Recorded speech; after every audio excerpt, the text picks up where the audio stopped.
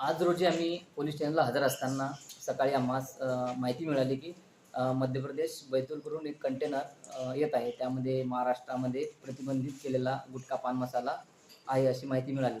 त्यावरून आम्ही सदर कारवाई करण्यात आम्ही 2 सरकारी पंचांना बोलवले. तसेच अन्न सुरक्षा अधिकारी श्री गोरेसाहेब यांना बोलवले.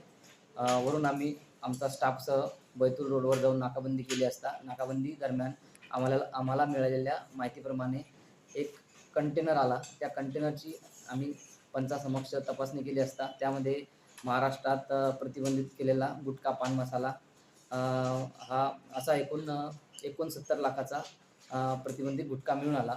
तसेच तपासामध्ये सदरचा कंटेनर असा एकूण आम्ही 1,17,00,000 रुपयाचा मुद्देमाल जप्त केला.